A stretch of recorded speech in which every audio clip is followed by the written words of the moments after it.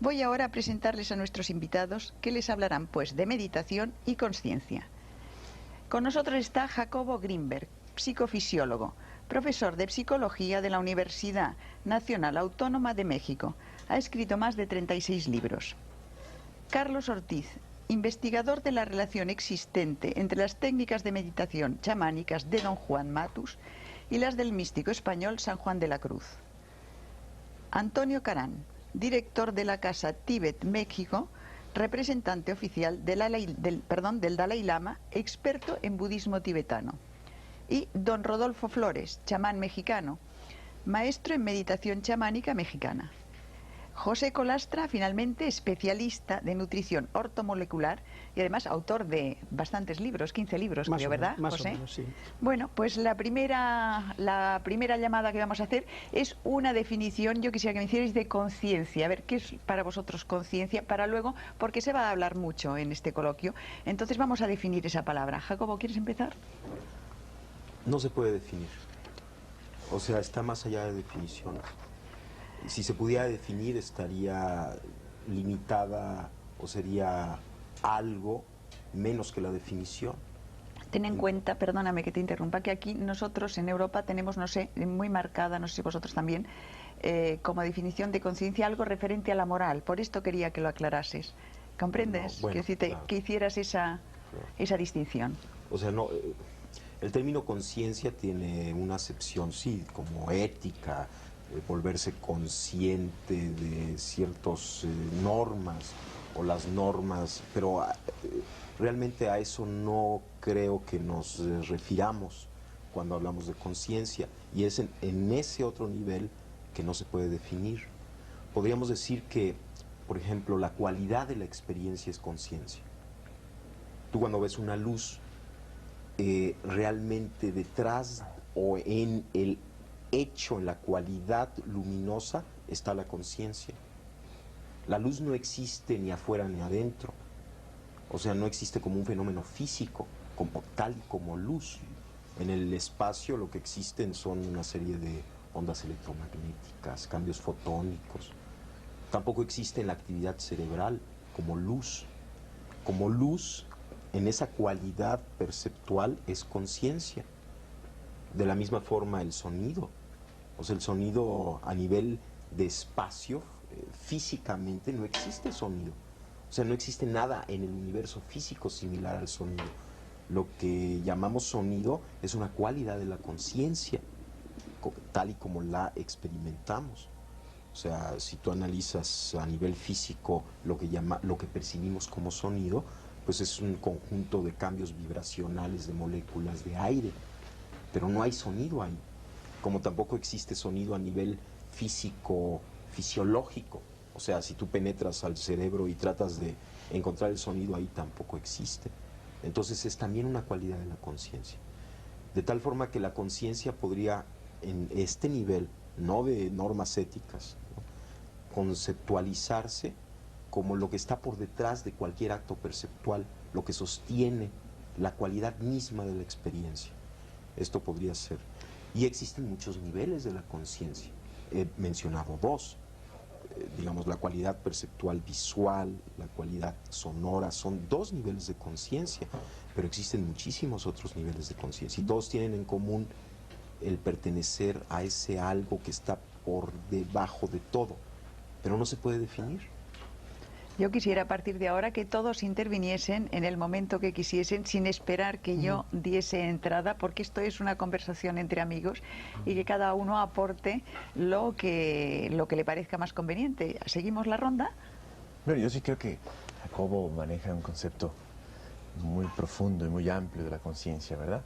En realidad a mí me ha fascinado el concepto de la conciencia como un factor común que puede definir la evolución, ¿verdad? Porque ahora ya sabemos cómo poder definir la evolución. Se habla ya de la evolución de la conciencia. ¿Qué es lo que evoluciona la conciencia, ¿no? Claro, en los términos más simples, pues la conciencia es una forma de percibir la realidad. Entonces yo percibo la realidad de una forma y después evoluciono mi conciencia y voy a percibirla de otra manera, así de simple. Pero ese es un aspecto de la conciencia abarca todo, ¿no? Efectivamente. Es algo muy amplio. Pero sí hay, para definir esa evolución, se hablan de grados de conciencia. Van incrementándose los grados de conciencia, de claridad, de percepción de la realidad, de sentir la realidad, de comprenderla, de entenderla, ¿verdad? Conforme se va evolucionando. Y es algo tan sencillo como decir, bueno, en la infancia nosotros teníamos un nivel de conciencia, ¿no? En la juventud hay otro nivel de conciencia, y en la edad adulta hay otro nivel de conciencia. ¿Hay alguien adulto? Ah, una pregunta. Porque creo que debe ser muy difícil En llegar todo a el la edad sentido de adulta, la- ¿eh? No lo de digo la con palabra. sorna, ¿eh? Sí. No, la madurez, una persona plenamente madura, digamos que sería una persona en un máximo grado de conciencia. Se puede definir así, ¿verdad? Desde el punto de vista budista también esto presenta un problema, en el sentido de que la evolución de la conciencia no tiene fin y no tiene principio.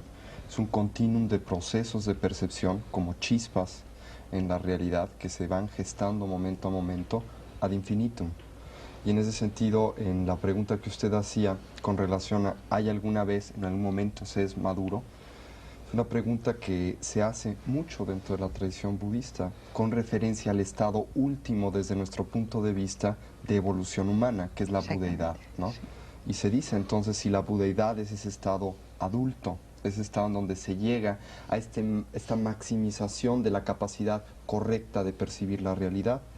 Y los budistas, los textos clásicos tibetanos y la tradición oral tibetana, dice que no, que este proceso de budeidad, en el momento en que se lleva a esta completa y pura estado de unificación perceptual, es solamente el principio de otro nuevo proceso. Y cuando se termine ese nuevo proceso, también ese estado de finiquitación de ese proceso, ¿no?, es el principio de otro, ad infinitum. Entonces, cuando hablamos de conciencia, hablamos de un proceso tremendamente complejo y, como bien decía Jacobo, muy difícil de definir, porque depende de a qué nos refiramos con conciencia. La conciencia, por ejemplo, desde el punto de vista tibetano, puede llamarse la conciencia intelectual, por ejemplo, que tiene que ver con todos estos procesos lógicos de raciocinio matemático que todos tenemos y que aprendemos a realizar a través de nuestra experiencia de vida, ¿no? Y que tienen por propósito fundamental desglosar la realidad, categorizarla y hacerla familiar. Este es un tipo de conciencia, no la última, solamente un proceso de conocimiento. Pero hay un tipo de conciencia mucho más profundo, a la cual los tibetanos llaman yeshe. Y este tipo de conciencia la definen con una sola palabra: luminosidad. Y no es que sea una bola de humo luminosa que tengamos en algún lugar del cerebro y brille, sino es simplemente la capacidad de iluminar, en otras palabras, de hacer presente y de hacer parte de, un poco lo que definíamos como simplemente el conocimiento en sí, el darse cuenta. Y de hecho conciencia se puede traducir como este darse cuenta. Pero aquí volvemos a otro problema: ¿quién se da cuenta?, ¿no? Entonces este es un problema que se trata mucho dentro de la tradición budista. No hay un punto central que se dé cuenta. Es un proceso unificado, pero muy complejo de definir también. Don Rodolfo, ¿cómo lo ve desde su punto de vista? Desde nuestro punto de vista chamánico, sin niveles académicos ni nada, lo vemos de la forma más sencilla. El despertar de la conciencia es encontrarse a sí mismo, y dentro de ese encuentro en sí mismo encontrar la luminosidad en el amor y en compartirlo hacia los demás por medio de la manifestación del espíritu, a través de el bien por el bien mismo. Es como nosotros lo concebimos, nada más. Colastra. Bueno, es una pregunta Hemos hecho la primera ronda. Sí, es una pregunta un poco difícil porque tiene dos lecturas: el nivel humano y la posibilidad de que conciencia se pueda describir desde otro nivel. Desde el punto de vista del nivel humano, pienso que el doctor Grimberg tiene muchísima razón, porque el término conciencia es muy difícil de definir si lo limitamos exclusivamente a nuestro enfoque, a nuestro nivel. Pero desde un nivel trascendente, yo diría que conciencia, la cualidad que caracteriza de forma más precisa al término conciencia es la de una presencia integrada, pues podríamos decir del verbo, es decir, de lo trascendente, de lo sutil, de lo que está más allá de lo contingente. Una presencia. Esa presencia se puede caracterizar pues por muchas cualidades y por muchos enfoques, pero en realidad es como si existiesen una serie de canales o de conductos a través de los cuales ese algo que también Carlos mencionaba, ese algo detrás percibe. La naturaleza de ese algo es la que los místicos han tratado de averiguar y han tratado de conectar, y eso les ha producido pues una serie de fenómenos que hemos llamado pues aparentemente milagrosos, pero creo que es una presencia integrada. Vamos a ver, me gustaría que cada uno de vosotros nos contaseis los sistemas que habéis aprendido o que practicáis para ese desarrollo de la conciencia, la metodología un poco, para que la gente sepa que hay diversos caminos y que incluso cada uno pueda escoger, digamos, que la sugerencia que vosotros lanzáis. ¿Quieres hablar tú, Jacobo? ¿Cómo no? Bueno, yo la técnica de meditación que más me gusta es la observación, porque el observador puede observarlo todo. O sea, todo el conjunto de cambios que ocurren, todas las modificaciones, pues la infinita variedad de experiencias, todas ellas se pueden observar, y por lo tanto el observador es el que unifica.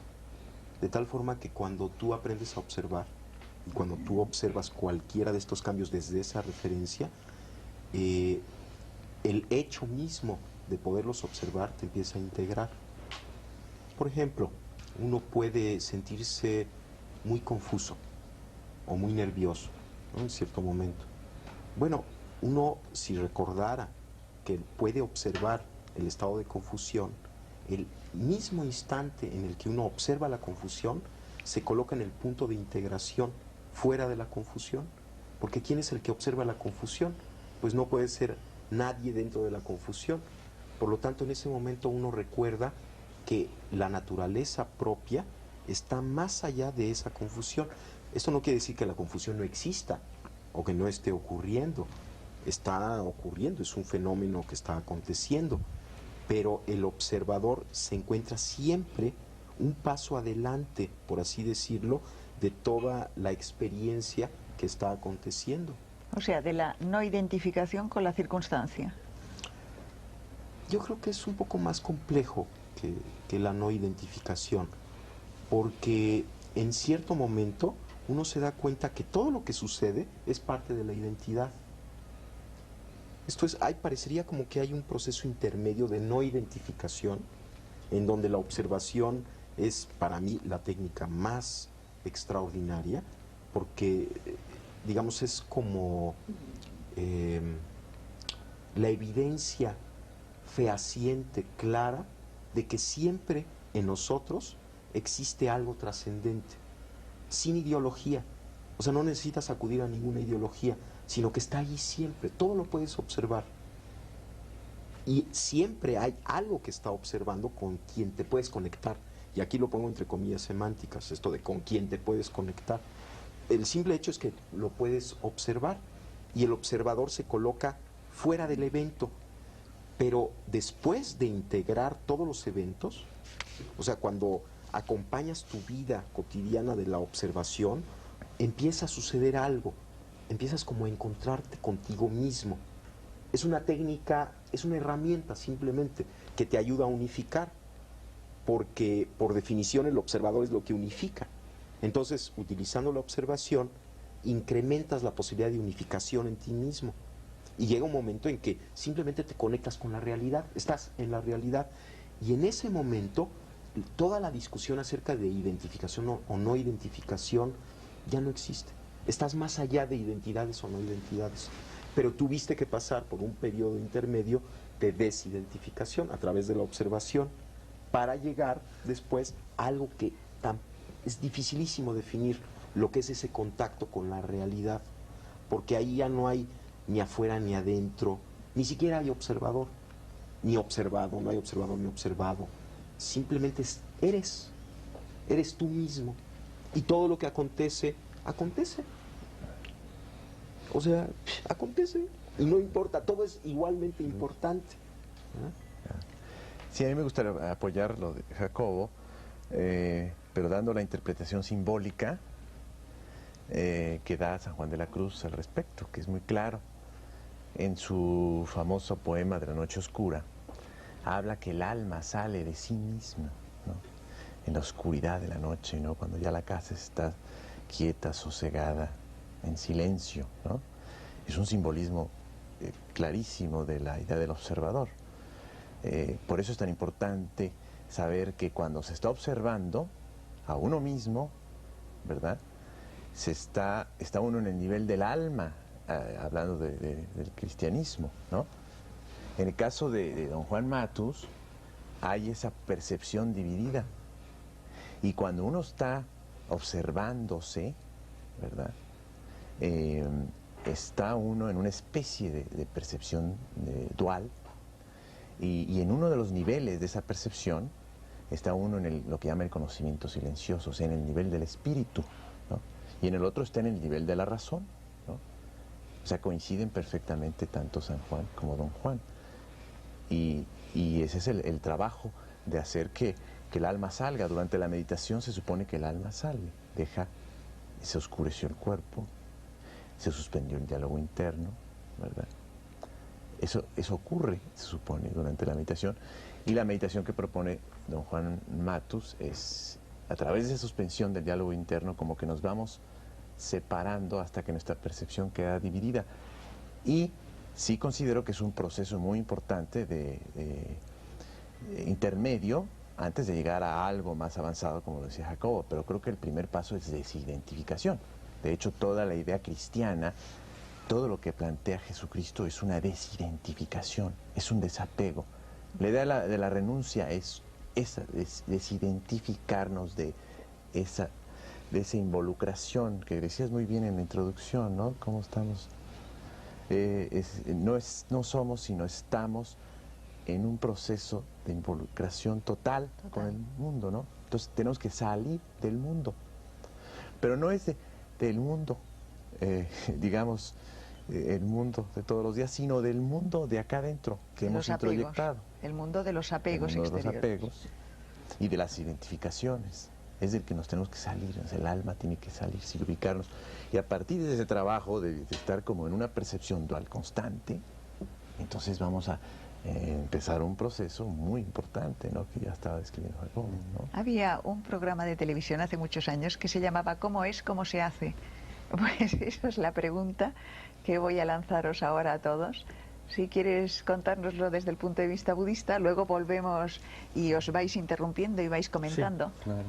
Y seguimos. Desde el punto de vista budista, definir un poco este proceso de trabajo interior o de trabajo psicológico, porque de hecho es un trabajo psicológico que desde el punto de vista budista está muy alejado de toda una metodología religiosa o una visión mística.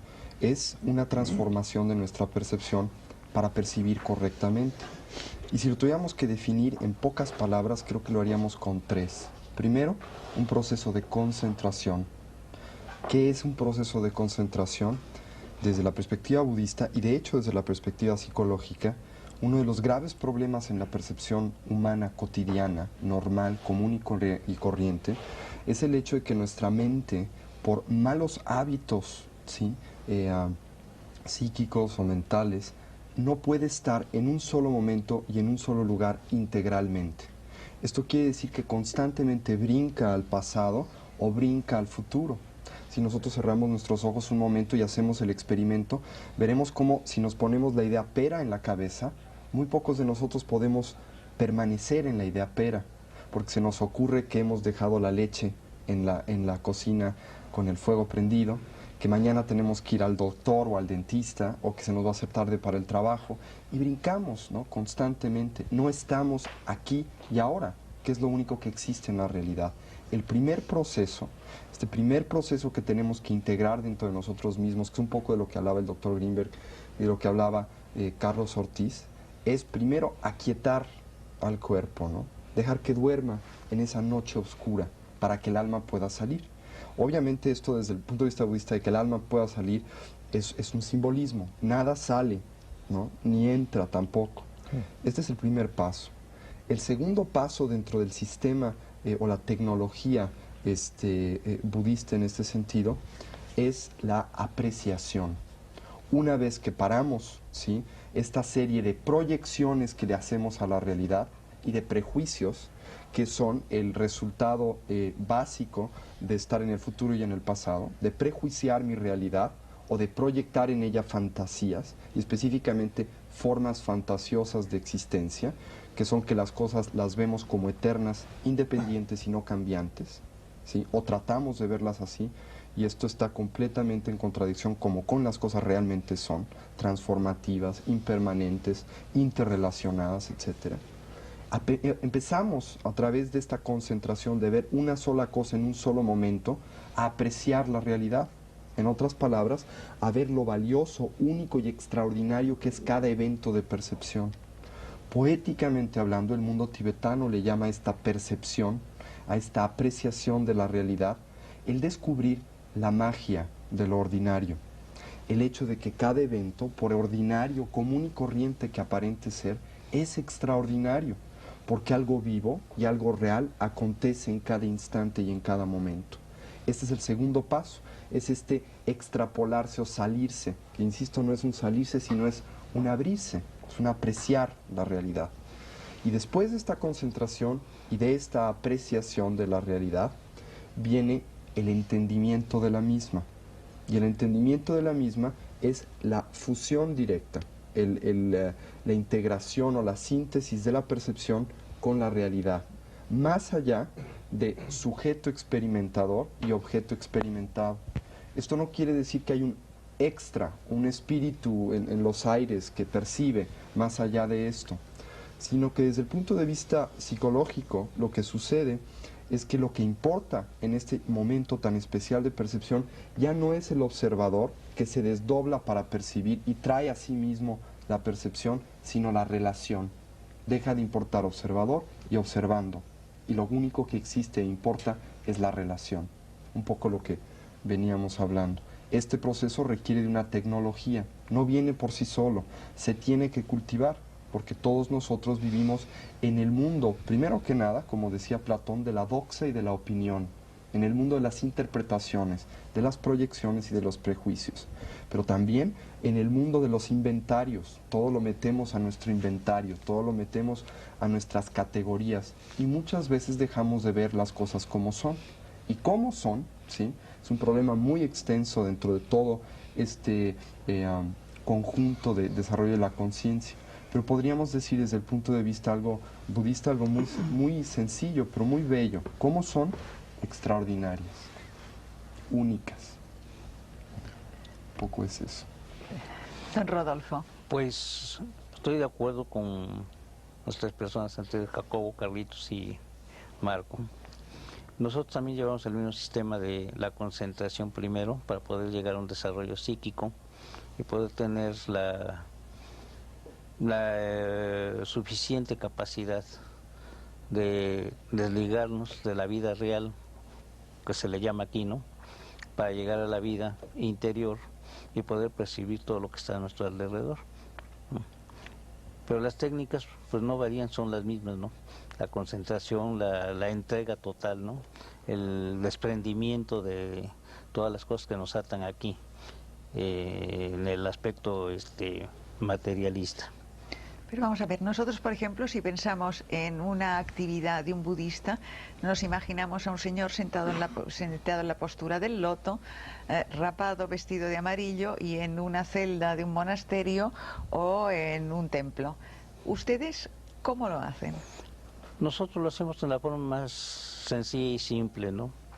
Nosotros podemos hacer nuestra concentración en cualquier lugar, siempre y cuando saneemos primero el ambiente, ¿no? Sanear el ambiente es decir, pues, quitar todo, evitar todo tipo de vibraciones negativas, ¿no? Pero lo único que tenemos que hacer es sentarnos, concentrarnos y recibir esa energía que nos da la capacidad de la percepción o del acecho, como decía aquí Jacobo, ¿no?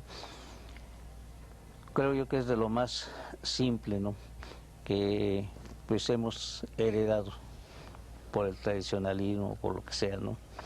Pero pienso yo que también es la capacidad del individuo en el entregarse, en el darse, ¿no?, para poder recibir eso.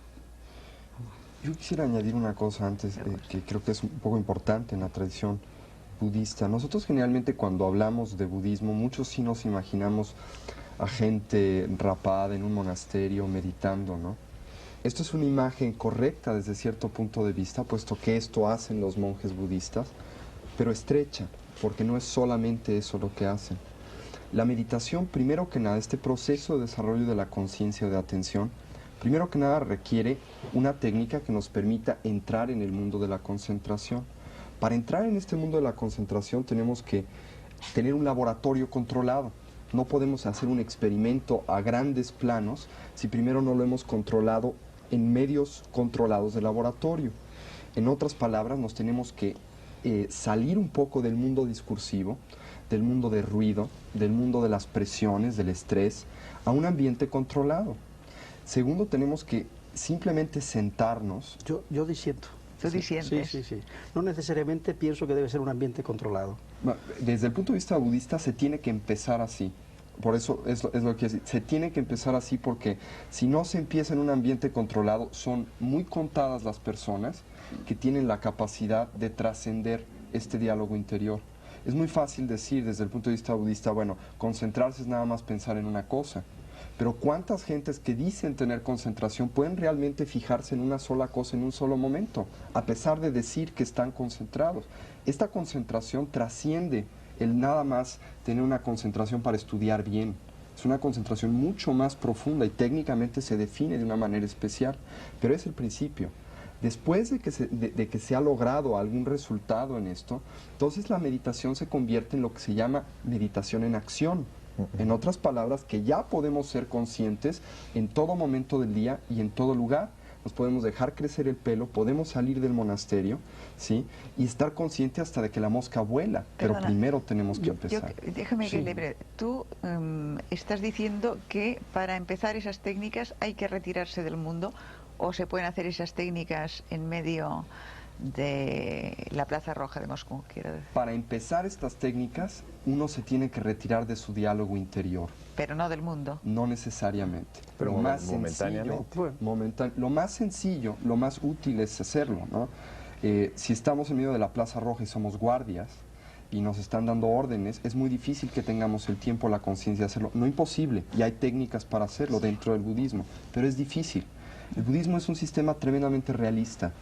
Entonces dice, ¿no?, es muy fácil andar en bicicleta, pero si ustedes no primero aprenden con 2 rueditas, luego le quitan otra y luego el padre lleva la bicicleta, pues sí, habrá alguien que pueda andar a la primera, pero será el 1%. Sin embargo, hay muchas más vías aparte del budismo. Sí, La vía chamánica es una de ellas, ¿no? La que tú y otras vías, ¿no? crees. Yo creo que la conciencia es una paradoja.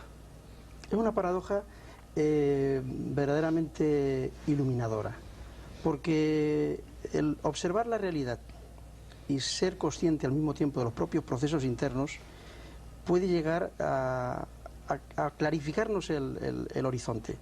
¿Cuántas personas encuentran un fenómeno, por ejemplo, tan esquivo de investigar, precisamente de crear condiciones de laboratorio o de control, como decía Antonio, en el fenómeno de la sincronicidad, que ya estudió Gustav Jung? Es decir, hay como una especie de camino de doble vía. Por una parte hay una observación de lo exterior y por otra parte otra observación de lo interior. ¿Cuántas veces un sueño, una visión onírica, nos plantea una imagen que después se refleja en el exterior y nos confirma que el exterior y el interior son la misma cosa? Entonces, yo pienso que el fenómeno o el intento de llegar a una trascendencia y a un desarrollo de la conciencia está basado precisamente en la observación y la comprensión y la aceptación de esa paradoja. Y el saber que podemos situarnos en la percepción exterior y en la percepción interior. Y el saber también que, en definitiva, en un nivel trascendente son la misma cosa. Entonces, si partimos de esa base, y sobre todo en el aspecto de la educación, en la cual Jacobo es un experto en el tema de trabajo con niños, nos damos cuenta de que, bueno, pues simplemente se trata de educar la observación, de saber qué es lo que vemos y qué es lo que ve dentro de nosotros. ¿Tú practicas alguna técnica especial? Sí, yo utilizo, en el tema meditación, utilizo la meditación con cristales de cuarzo, porque pienso precisamente que una forma muy fácil de desarrollar ese tipo de contacto es la observación del nexo que hay, de la unión real, de la red que es la que está formada entre el ser humano concreto y todo lo que le rodea, el continuo que le rodea. Jacobo, te hemos dejado antes a mitad, a vosotros dos os hemos dejado a mitad de contar vuestra propia interpretación, vuestra propia actividad dentro de este tema. Bueno, yo creo que... no sé cómo decir lo que estoy sintiendo o lo que estoy pensando. Yo pienso que hay que encontrarse a uno mismo. Y en esto estoy totalmente de acuerdo con don Rodolfo. Y en este encontrarse a uno mismo, todo adquiere significado. Y entonces, tanto lo que sucede en el mundo como lo que sucede dentro de nosotros es integrado, es parte ya de un encuentro, se ve desde ahí. Es delicioso el momento en el que uno pierde todo concepto y toda preconcepción y todo aparece fresco y todo es nuevo y esta observación de momento a momento, como decía Tony, acontece, pero hay algo que está detrás de esta percepción y que yo no puedo pensar que no exista, y es uno mismo, que no es el ego. No, es el sí mismo que diría Ibn Arabi o sí, es el los sí místicos mismo, estos. que está más allá de más todos allá, los eventos cambiantes, es algo que uno tiene que encontrarlo y también es muy difícil definirlo, pero tiene que haber ello, porque si no hay eso, entonces no hay significado. Y yo pienso que el significado es muy importante. Y tampoco me estoy refiriendo a un significado lineal o restringido. Pero yo indiscretamente te preguntaba cómo lo haces, qué técnica usas. Mira, ¿qué es lo que quería saber de que los que faltabais ahora para...? Mira, yo la técnica que utilizo consiste en una primera fase, te sientas, cierras los ojos y empiezas a observar tu respiración. Empiezas a observar tu respiración y van a aparecer pensamientos, van a aparecer sensaciones, no las reprimes. Por ejemplo, si aparece un pensamiento, pues lo dejas pasar y vuelves a tu respiración. Aparece otro pensamiento, lo dejas pasar, lo observas cómo nace y muere y vuelves a tu respiración. Que por cierto es una técnica común con el budismo, es exactamente lo que se hace en un primer nivel en el budismo, igual. Esto como que te prepara porque en una primera fase tienes que aprender a concentrarte, tienes que aprender a centrar tu atención, tienes que limpiar tu mente. Y la forma de limpiar la mente no es peleándose en contra de la mente. Exacto. Ni no la puedes quitar, no hay forma de quitarla. Y si peleas en contra de ella es lo peor que puedes hacer. Constreñirla, que no piense, eso no se puede hacer. La fortaleces, pero tampoco pienso que es malo tener mente. No. Hombre, es necesario tener un entendimiento, es maravilloso, porque sería desastroso quedarnos sin esta parte. Sí, pero hay que trascender un nivel. Claro, pero esta mente que nos molesta, estos pensamientos repetitivos, yo pienso que sí hay que limpiarlos, y la forma de limpiarlos es aceptarlos, paradójicamente es aceptarlos y dejarlos pasar y dejar que afloren y que afloren y que afloren hasta que llega un momento en el que empiezan a calmarse. Y entonces uno puede fundirse con la respiración, estar en ese punto. Bueno, esa es una primera fase de la técnica. Una segunda fase consiste en empezar, por ejemplo, a observar tus pensamientos, tu cuerpo, tus sensaciones, unificar tu cuerpo, recorrer tu cuerpo, observar parte por parte, ir sintiendo, aceptando, sin pelearte en contra de tu cuerpo, sin juzgarlo, sin analizarlo, sino simplemente, por ejemplo, Después de que estás en esta respiración ya concentrada, empiezas a sentir la parte alta de tu cabeza, las sensaciones táctiles, las sensaciones de la superficie. Después empiezas a sentir cada parte de tu cuerpo, vas como bañándolo, recorriéndolo poco a poco, hasta que llega un momento en que puedes observar tu cuerpo como una unidad. Es como recuperar tu imagen corporal. Entonces observas tu cuerpo, estás de testigo de tu cuerpo al mismo tiempo que sintiéndolo.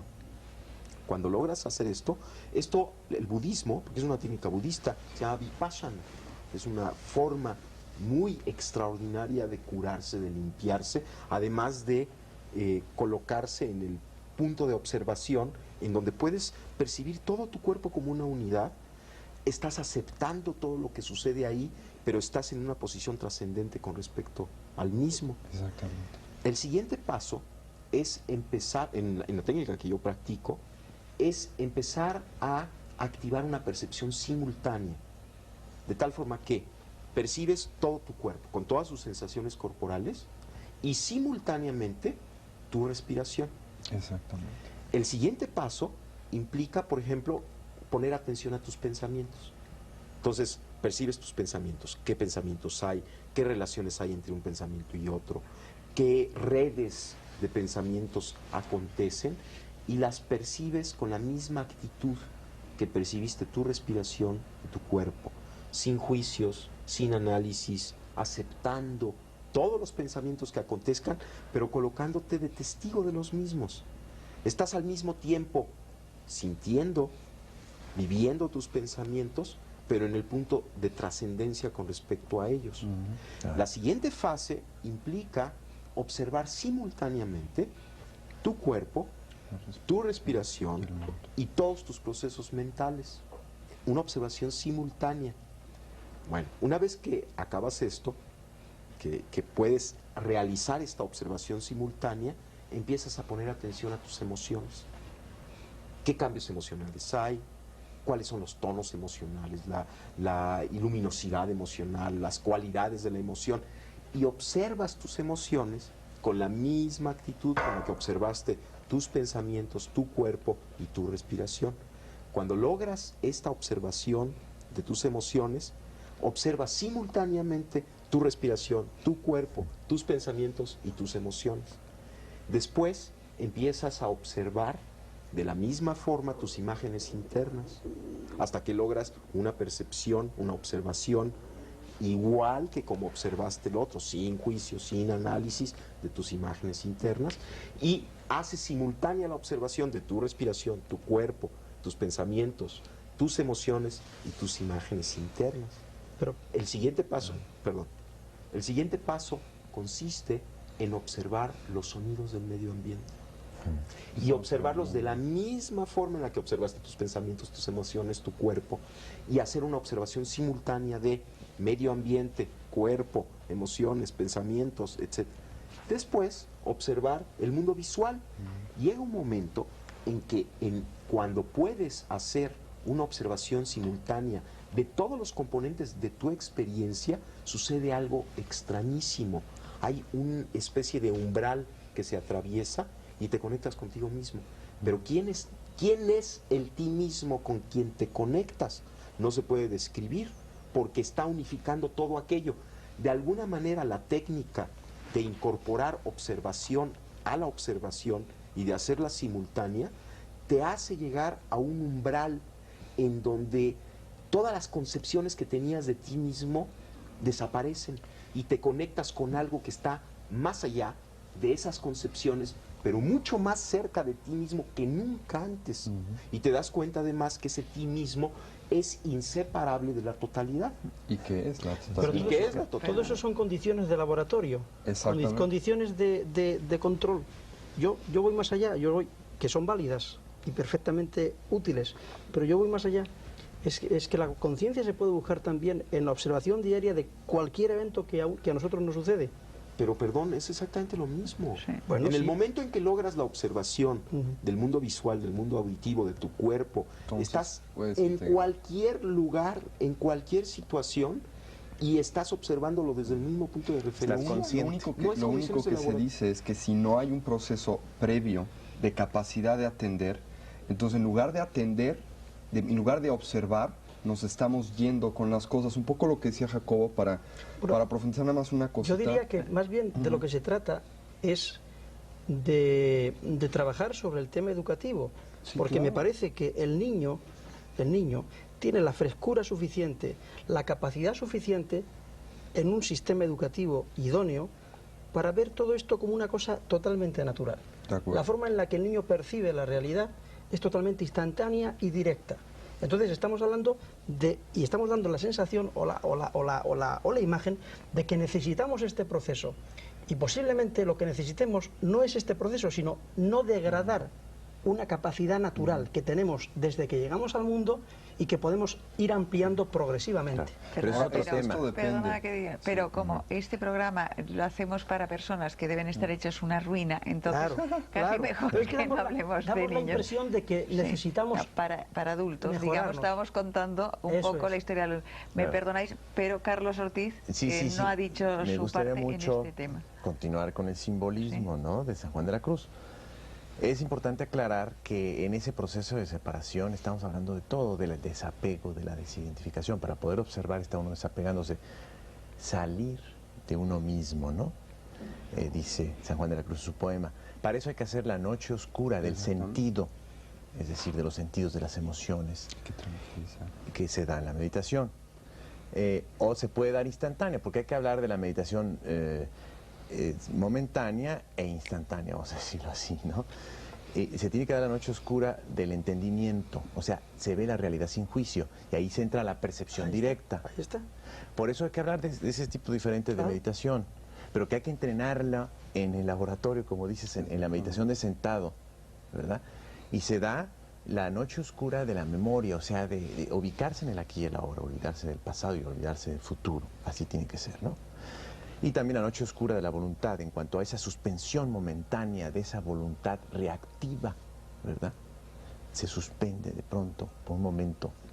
Entonces, ya nos ubicamos en dos tipos de meditación, una que es de sentados, ¿verdad?, donde se nos va a facilitar ese entrenamiento de ¿qué? De hacer noche oscura de todo nuestro cuerpo y mente para podernos salir, es decir, desapegarnos. Con ese entrenamiento ya podemos ir a la realidad con los ojos abiertos, ¿verdad?, y estar practicando esa observación de silenciarnos, ¿no?, instantáneamente y ver el mundo, ¿no? Ahora, Don Rodolfo, yo quería preguntarle, ¿tiene usted más facilidad que la gente que estamos educados en esta vorágine occidental e intelectual, digamos, que el resto? Usted y personas como usted. Bueno, en el aspecto de la meditación no lo hacemos nosotros tan complicado ni nada, ¿no? Es una forma sencilla y natural. Perdone, pero es que a lo mejor usted no lo necesita. Es que hay un fin en el que sigue el chamán, desde un principio, ¿no? El chamán piensa en el aspecto de nosotros, ¿por qué quiero ser chamán? ¿Por qué quiero conocer esto? ¿Para qué lo quiero? ¿Para qué lo necesito, no?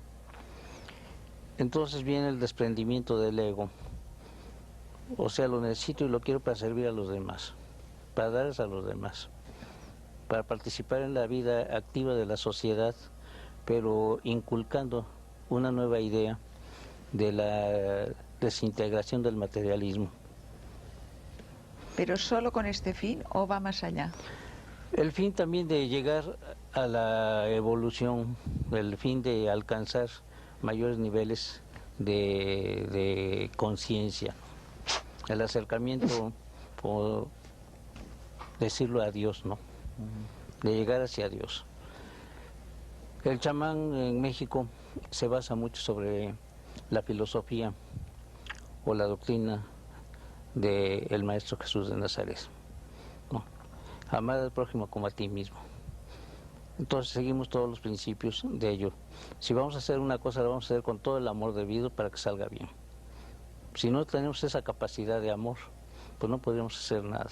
Si lo hiciéramos por el dinero, lo hiciéramos por los obsequios, o lo hiciéramos por todo ese tipo de cosas, o porque se nos corresponda con agradecimiento y esas cosas, pues no sería seguir esa enseñanza. Entonces lo hacemos con el fin de alcanzar el tesoro propio de la satisfacción de dar por dar. ¿Son ustedes capaces de acelerar la práctica de otra persona? Pues todo depende también de la persona que quiera recibir este tipo de enseñanza, ¿no? Pudiéramos decirle. Ninguno de nosotros somos maestros. Todos siempre estamos aprendiendo de todos. Yo estoy aprendiendo mucho de ellos. Pero en diferentes grados. Pues digo, siempre yo me considero siempre un discípulo de todos mis amigos, de todas las personas con las que trato. Él ha tocado un tema importantísimo que no podemos soslayar, es el tema del amor. Hablamos de conciencia, pero conciencia sin amor o con amor. Es que si no hay amor, si nos limitamos solamente a definir la conciencia como una cualidad perceptual o como una cualidad de testimonio atestiguadora, estamos dejando atrás o estamos olvidándonos de algo que es fundamental. Es que la verdadera conciencia requiere amor. O sea, desde el punto de vista budista, cuando hablamos de amor, hablamos de la motivación. ¿Qué es lo que motiva al guerrero espiritual, al bodhisattva, ¿no?, a actuar en el mundo? Lo motiva el poderse relacionar con él. Pero aquí hay algo muy importante desde el punto de vista de la tradición budista, que la motivación es fundamental, el querer ayudar, el querer aportar nuestro conocimiento en pro o en beneficio del prójimo. Esto es fundamental. Pero otro de los temas muy, muy importantes que tenemos que tocar es que no es suficiente el querer ayudar, hay que saber ayudar. Porque si no, lo único que vamos a hacer es contribuir con nuestro caos personal al mundo.